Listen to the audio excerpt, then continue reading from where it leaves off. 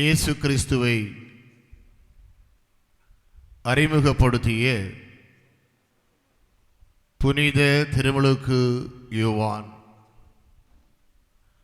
வாழ்க்கையினுடைய நிறைவு நற்செய்தி குறிப்பாக நம்முன் ஒலித்தது.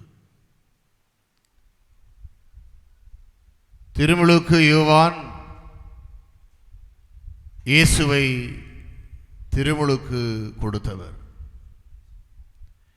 இவரே என்னுடைய அன்பார்ந்த மகன், இவரிலே நான் பூரிப்பு அடைகிறேன் என்று சொல்லக்கூடிய சொல்லாடல் இறைவன் வழங்கும் விண்ணக செய்தி என்பதனுடைய ஆதாரமாக திகழ்ந்தவர். இவருடைய தலை மனித வடிவிலே மண் உலகில் நிறைவு பெறுவதனுடைய தேவை என்ன என்பதையும் அதற்கான காரணம் என்ன என்பதையும் இன்று நாம் நற்செய்தியின் வழியாக வாசிக்க கேட்டோம். அன்பார்ந்த இறைமக்களே, இயேசு எவ்வளவு நல்லவர் என்பதை சுவைத்து பார்க்க இறை வார்த்தை நம்மை அழைக்கின்றது. இயேசுவை தன்னுடைய உள்ளத்தாலும் உணர்வாலும் ஆடையாக்கி கொண்ட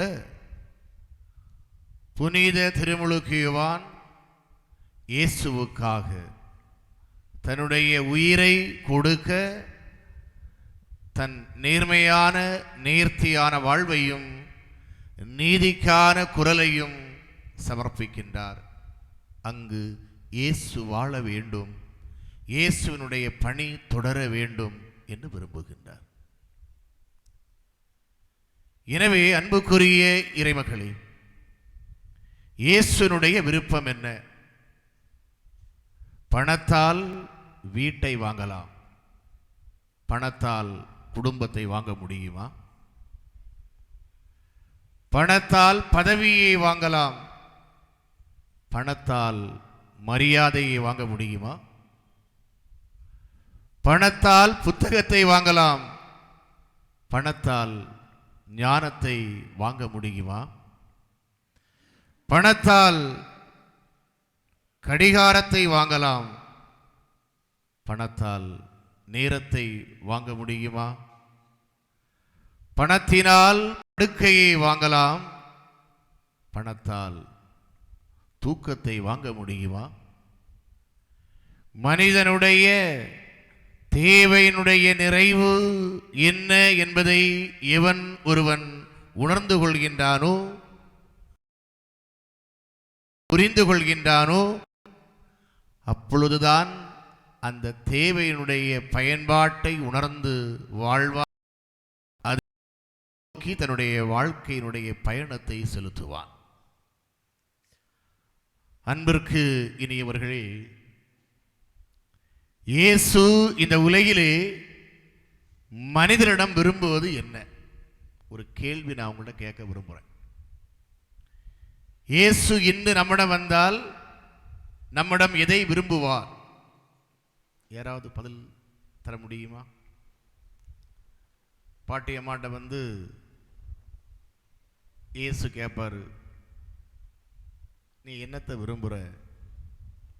பாட்டி என்ன சொல்லுவாங்க? எனக்கு பேர பிள்ளைகள் எல்லாம் நல்லா இருக்கணும் ஆண்டவரே அப்படின்னு சொல்லுவாங்க. அப்படிதானே? தாத்தாட்ட சொன்னா, எனக்கு பின்னால என்னுடைய மனைவியை எடுத்து விடும் ஆண்டவரே, ஏனெனில் எனக்கு ஊன்றுகோலாக இருப்பது என்னுடைய மனைவி என்று சொல்வார். ஒரு இளைஞனை பார்த்தால் ஒரு நல்ல எதிர்காலம் அமைய வேண்டும் என்றும், ஒரு பெற்றோரை பார்த்தால் என்னுடைய குடும்பம் பெயரும் புகழுமாக இருக்க வேண்டும் என்றும், ஒரு குழந்தையை கேட்டால் நான் விரும்புவதெல்லாம் எனக்கு கிடைக்க வேண்டும் என்றும் பல்வேறு விதமான பதில்கள் வரலாம். கடவுள் நம்மிடம் விரும்புவது என்ன?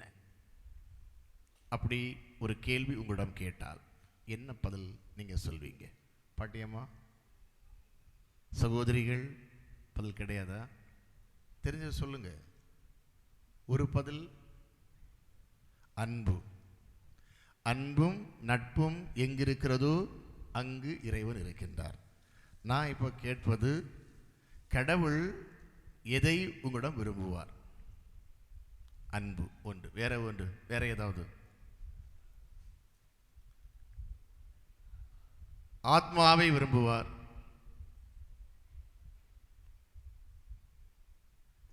வேற?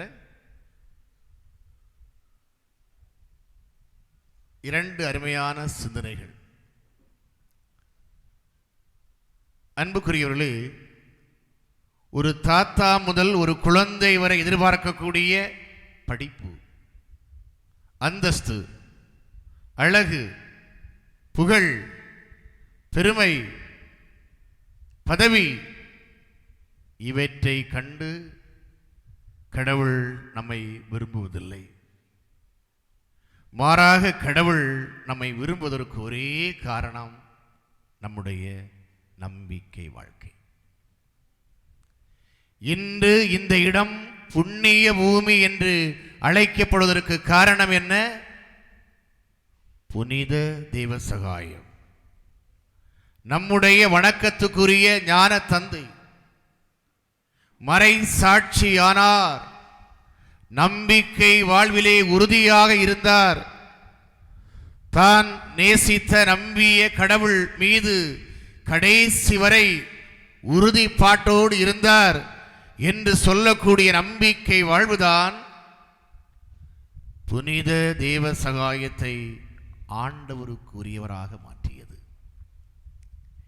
இன்று ஏரோதியாள் பிலிப்பினுடைய மனைவி, ஏரோது அரசனுடைய தம்பியினுடைய மனைவி, ஏரோது தன்னுடைய தம்பி மனைவியை தன்னோடு வைத்திருக்கிறான் என்பதை திருமுழுக்கு யோவான் ஏரோது அரசரிடம் சென்று அதை கண்டித்து, இது இறைவனுக்கு உரிய செயல் அல்ல என்பதை மிக தீர்க்கமாக சொன்னதோடு ஏரோதியாளையும்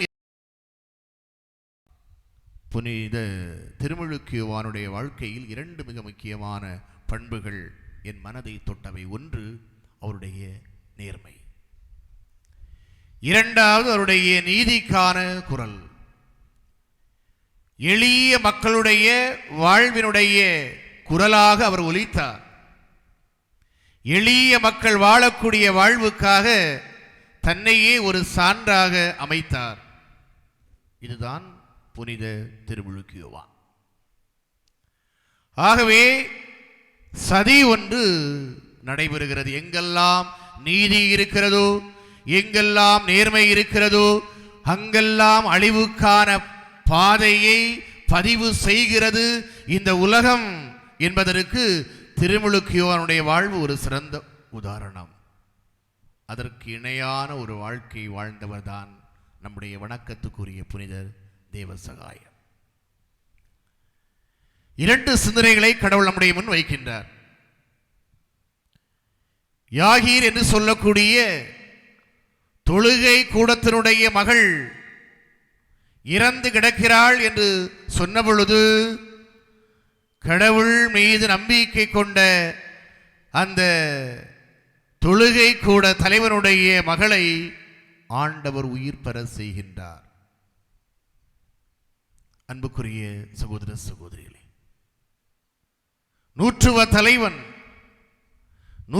தலைவன் தன்னுடைய மகள் நோயிற்றிருக்கிறாள் என்று அறிந்து அந்த மகளை தன்னுடைய இல்லத்தில் ஆண்டவர் இயேசு சந்திக்க வருகிறார் என்று சொன்ன பொழுது, என் இல்லத்தில் வர எனக்கு என்ன தகுதி இருக்கிறது? ஆண்டவரே, நீர் ஒரு வார்த்தை சொன்னால் போதும், என் குழந்தை நலம் பெறுவாள், நீ விரும்பியபடியே ஆகட்டும் என்று சொல்லி அந்த நூற்றுவ தலைவனுடைய குழந்தைக்கு வாழ்வளிக்கின்றார் ஆண்டவர். உம்முடைய நம்பிக்கை நீர் விரும்பியபடி ஆகட்டும் என்று சொல்லி நம்பிக்கை நிறைந்த மனங்களுக்கு வாழ்வளிக்கக்கூடிய கடவுளாக இறைவன் திகழ்வதை நாம் வாசிக்கின்றோம். அன்புக்குரியவர்களே, கனானிய பெண் தன்னுடைய மகள் பேய் பிடித்து கிடக்கின்றாள், அலங்கோலப்பட்டு கிடக்கின்றாள். தன்னுடைய மகளுடைய வியாதியை, நோயை தீர்ப்பதற்கு உலகில் எந்த மருத்துவரும் இல்லை என்பதை அந்த பெண், அந்த தாய், ஏழை பெண் அறிகின்றாள். ஆண்டவர் இயேசுவை தேடி செல்கின்றாள். யார் இந்த பெண்? கனானிய பெண். இவள் யூத பெண் அல்ல. இயேசு அந்த பெண்ணை பார்த்து, இந்த உணவு எப்படி நாய்களுக்கு கொடுக்க முடியும் என்று ஒரு ஊமையை அங்கு எடுத்து வைக்கின்றார். நொந்து போன பெண், பலுவற்ற பெண், எங்களுக்கு என்று, எனக்கு என்று, என்னுடைய மகளுக்கு என்று நாதி இல்லாமல் கதிகட்டு கிடக்கக்கூடிய பாரப்பட்ட பெண். அந்த பெண்ணினுடைய உள்ளத்தில் ஆண்டவர் ஒரு பாரத்தை ஏற்றி வைப்பது போல ஒரு கேள்வியை கேட்கின்றாள். ஆனால் அந்த பெண் இயேசு ஆண்டவரை தவறாக புரிந்து கொள்ளவில்லை. இன்று நிறைய பிரச்சனைகளுக்கு காரணம் என்ன? தவறான புரிதல். என்னுடைய வாழ்க்கையை திருமுழுக்கு யோவான் கேள்வி கேட்க அவனுக்கு என்ன உரிமை இருக்கிறது? ஏன் என்ன தகுதி இருக்கிறது? அவன் கொல்லப்பட வேண்டும். சதி ஒன்று அங்கு உருவாகின்றது. அன்புக்கு இனியவர்களே, இந்த கனானிய பெண் ஆண்டவரை பார்த்து சொல்கிறாள், மேசையில் இருந்து விழக்கூடிய உணவு துண்டுகளை, ரொட்டி துண்டுகளை நாய்கள் கூட உண்ணும் ஆண்டவரே என்று இயேசுவை பார்த்து சொல்கின்ற பொழுது, உன் நம்பிக்கை பெரிது. இஸ்ராயேல் மக்கள் மத்தியில் இப்படி ஒரு நம்பிக்கை நான் பார்த்ததில்லை என்று சொல்லி அந்த பெண்ணினுடைய குழந்தைக்கு அவர் சுகம் கொடுக்கின்றார். தன்னை நம்பி வந்த அந்த பெண் மனநிறைவோடு தன்னுடைய வாழ்க்கையை தொடரக்கூடிய பேற்றினை பெற இயேசு ஆண்டவர் வழிவகை செய்கின்றார். பிரியமான அன்பு இறைமக்களே, இந்த புண்ணிய பூமியிலே வருகின்ற பொழுது நம்முடைய நம்பிக்கை எப்படி இருக்கிறது? என்னுடைய வாழ்க்கையில் இறைவன் தந்திருக்கக்கூடிய வாழ்வை நிறைவாக பெறுவதற்கு என்னுடைய இறை அனுபவம் தரக்கூடிய செய்தி என்ன என்பதற்கு இப்படிப்பட்ட எளிய மக்களுடைய வாழ்க்கை ஒரு உதாரணமாகிறது. 12 ஆண்டுகள், ஓர் ஆண்டு அல்ல, 2 ஆண்டு அல்ல, 12 ஆண்டுகள் இரத்த போக்கினால் வலுவிழந்து பலவீனப்பட்டு இனி வாழ வேண்டுமா சாக வேண்டுமா என்ற கேள்விக்கு விடை தெரியாமல் வாழ்ந்த ஒரு பெண் இயேசு செல்கிறார் என்பதை அறிந்து பெரும் கூட்டத்தில் மத்தியில் இயேசுவை நெருங்க முடியாது என்பதை உணர்ந்து அவர் ஆடையாவது நாம் தொட முடியுமா என்று முயற்சிக்கின்றாள்.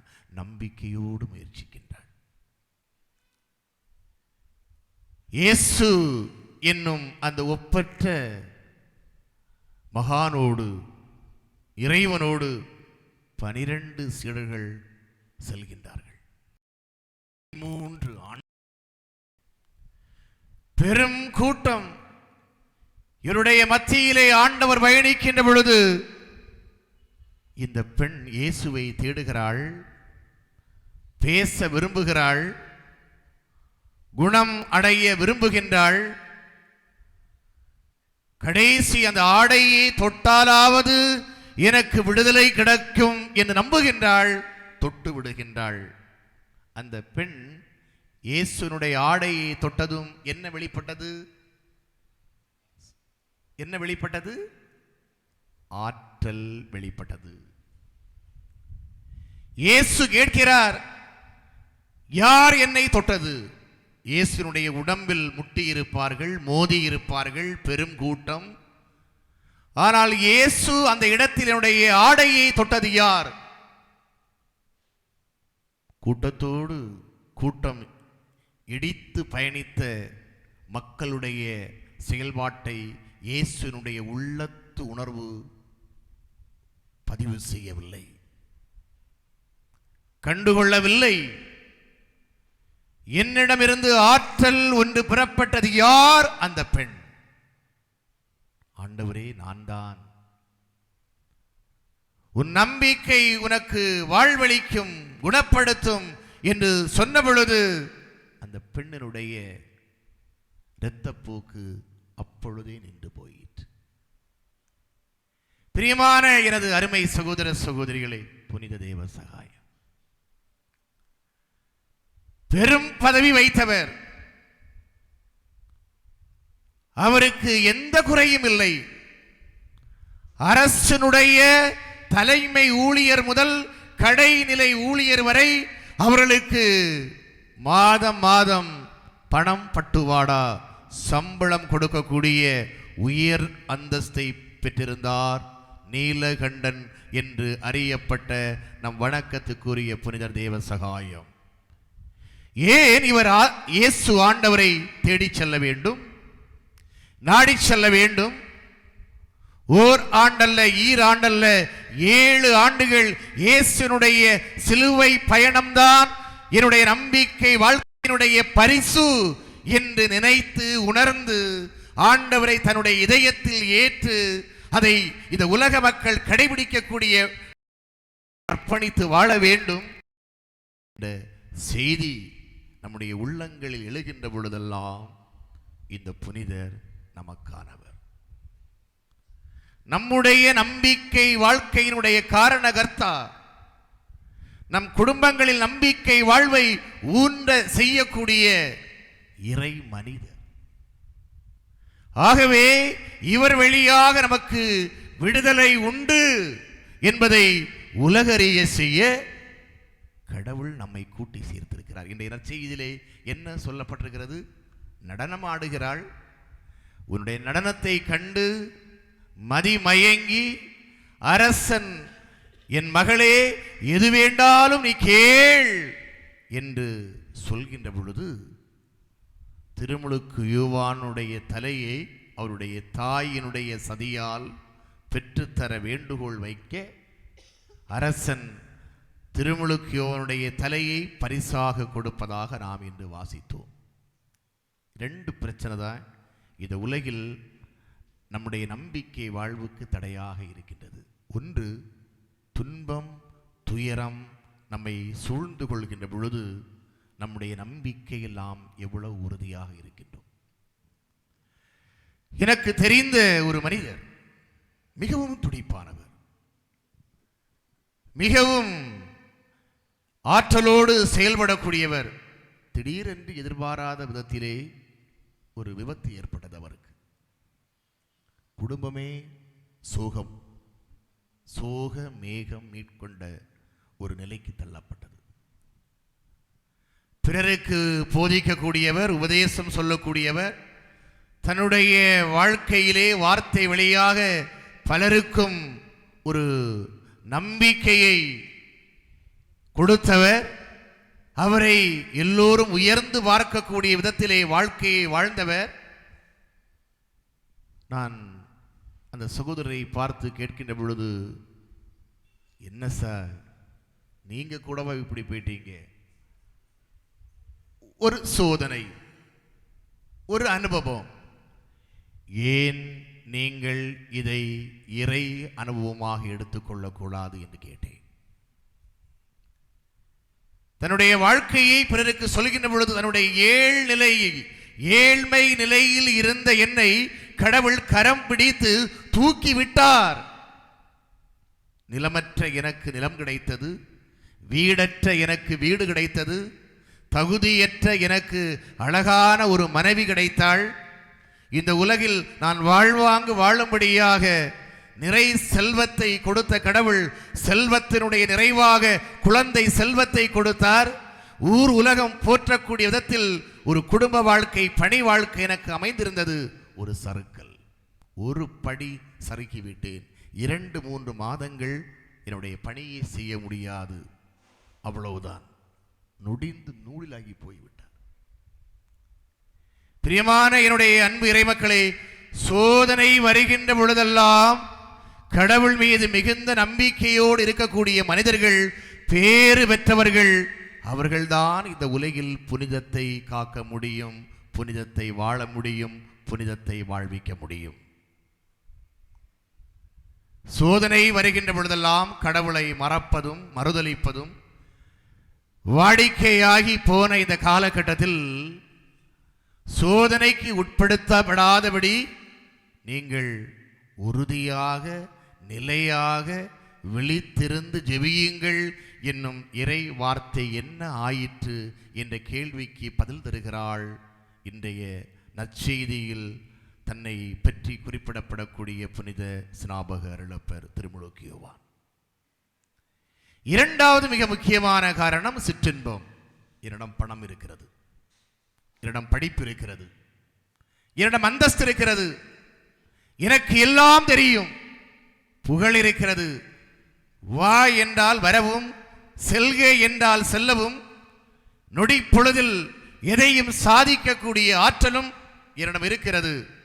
ஆகவே கடவுளை விட உயர்ந்தவன் என்று சொல்லக்கூடிய விதத்தில் தன்னை பற்றி, தன் பெருமை பற்றி, தன் புகழ் வாடக்கூடிய மனிதர்கள் நம்பிக்கை வாழ்வுக்கு தொலைவில் இருக்கின்றார்கள்.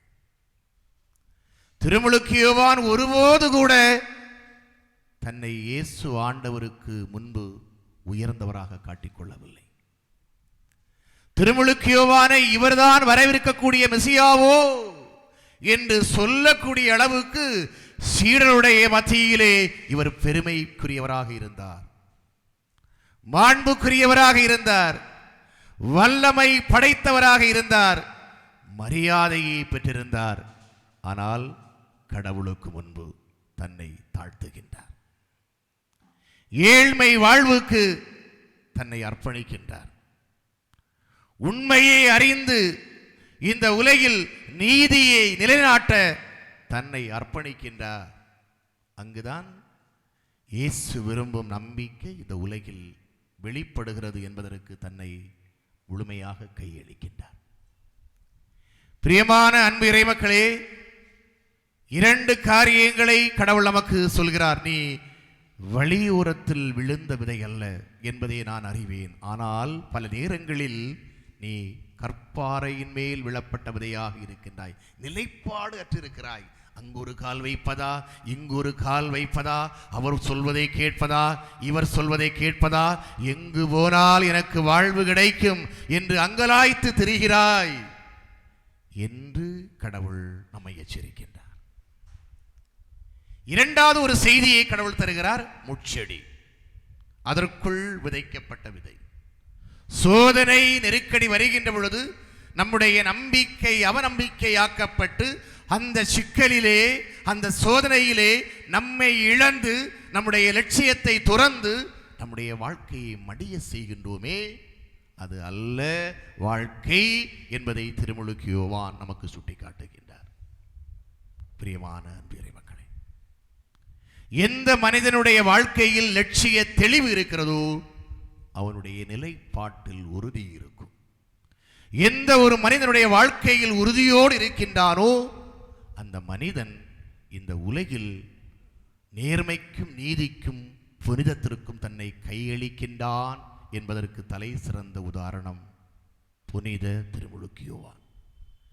ஆகவேதான் அன்புக்குரிய அருமை சகோதர சகோதரிகளே, இவன் தச்சனுடைய மகன்தானே, இவனுடைய தாய் மரியாள் நமக்கு தெரியுமே என்று சொல்லி இயேசுவை ஏளன கண்ணோடு பார்க்கின்ற பொழுது இயேசுவால் அங்கு அதிசயங்களை செய்ய முடியவில்லை, செய்ய விரும்பவும் இல்லை. பிரியமான அன்பு இறைமக்களே, நம்முடைய குடும்பங்களில் நிறைய பிரச்சனைகளுக்கு, நிறைய அதிசயங்கள் நடப்பதற்கு தடையாக இருப்பது உன்னை விட நான் குறைந்தவனா, உன்னை விட நான் தாழ்ந்தவனா, என் பெருமையை பார், என்னுடைய திறமையை பார், என்று வீண் பெருமை பேசப்படுகின்ற பொழுதெல்லாம் நம்முடைய நம்பிக்கை வாழ்க்கை தரைமட்டமாகின்றது. கோபுரம் போல உயர்ந்திருக்கக்கூடிய நம்முடைய லட்சியங்கள் யாவும் தரைமட்டம் ஆக்கப்படுகிறது. பல நேரங்களில் நம்முடைய வாழ்க்கை எப்படி இருக்கிறது என்று சொன்னால், கடைசியாக ஒரு வரி வாசிக்கப்பட்டது இந்த நற்செய்தியிலே, கேட்டீங்களா? புனித திருமுழுக்கியோவனுடைய உடலை அவருடைய சீடர்கள் என்ன செய்தார்கள்? எடுத்து சென்று அடக்கம் செய்தார்கள். இன்று நாம் அடங்கி போகக்கூடிய மக்களாகவும் அடக்கம் செய்யக்கூடிய மக்களாகவுமே வாழ்கிறோம். ஆனால் இந்த உலகில் நமக்காக விதையாக்கப்பட்ட ஒரு மனிதனுடைய விதை தரக்கூடிய தளிரிலே வேரூன்றி காய்த்து கனிந்து பலன் கொடுக்கக்கூடிய 30, 60, 100 மடங்கான வாழ்வுக்கு விதைக்கப்பட்ட திருமுழுக்கியோவான் போல, நம்முடைய மறைசாட்சி புனித தேவ சகாயம் போல, என் மனமே நீ வாழ்கின்றாயா என்று கேள்வி எடுக்கப்படுகின்ற பொழுதெல்லாம் அடக்கப்பட்ட மனிதர்களாக அடங்கி போகிறோம் என்பதுதான் நம்முடைய பதிலாக இருக்கின்றது. நம்முடைய புனிதருடைய உடலையும் எளிய மக்கள் எடுத்து சென்று அடக்கம் செய்தார்கள். அதிகாரத்திற்கு முன்பு, ஆட்சியாளருக்கு முன்பு எளிய மக்கள் அடங்கித்தான் போகின்றார்கள் என்பதற்கு ஒரு சிறந்த உதாரணம் இது. ஆனால் இந்த எளிய மக்களுடைய அந்த அழுகை குரல், எளிய மக்களுடைய கூக்குரல் ஒரு விதையாக்கப்படுகிறது என்பதைத்தான் இன்றைய வாசகம் நமக்கு சொல்லிக் கொடுக்கிறது. எளிய மக்கள் அந்த உடலை பெற்றுக் கொடுக்காவிட்டால் நம்முடைய புனிதருடைய உடல் இன்று புனித சவேரியார் பேராலயத்தில் அடக்கம் செய்யப்பட்டிருக்காது. குறைந்தபட்சம் அவருடைய உடலையாவது காப்பாற்றி கொடுப்போம் என்று சொல்லக்கூடிய மனசாட்சி எளிய மக்கள் மத்தியில் இருப்பதால் தான் நம்பிக்கை இன்றும் வளர்ந்து கொண்டே இருக்கின்றது. பிரியமான அன்பு இறைமக்களே, நம்பிக்கையின் புகலிடம், நம்பிக்கையினுடைய இருப்பிடம். இந்த இடத்தில் வந்தால் எனக்கு என்ன கிடைக்கும், என்ன அந்தஸ்தோடு நான் வாழ்வேன், என்ன பதவி கிடைக்கும், என்ன பெருமை கிடைக்கும், 10 பேர் என்னை பார்த்து பெருமைக்குரிய மனிதராக வாழ முடியும் என்பதை அல்ல திருமுழுக்கியோவானும் நம்முடைய பாதுகாவலரும் சொல்லிக் கொடுக்கின்றார்கள். மாறாக உயிருள்ள ஆண்டுடைய சாட்சிகளாக வாழ, நம்பிக்கையோடு வாழ நம்மை அழைக்கின்றார்கள். அந்த அழைப்புக்கு ஏற்ற வாழ்க்கையை வாழ எந்த துன்பத்திலும் எந்த துயரத்திலும் மன உறுதியோடு நம்பிக்கை கொள்வோம். சிற்றின்பம் என்று சொல்லக்கூடிய பணம், தொலை தொடர்பு ஊடகங்கள், உடல் சார்ந்த காரியங்கள், பேராசைகள், இவற்றை தவிர்ப்போம். எல்லாம் எனக்கு தெரியும் என்ற மமதையை விட்டொழிப்போம். இவற்றை அடக்கம் செய்துவிட்டு இயேசுவினுடைய லட்சிய வாழ்வின் விதையை இதயத்தில் விதைப்போம். நம்பிக்கை வாழ்வுக்கு சான்று பகர்வோம். அதற்கான அருளை இந்த பலியிலே இணைந்து மன்றாடுவோம். ஆமென்.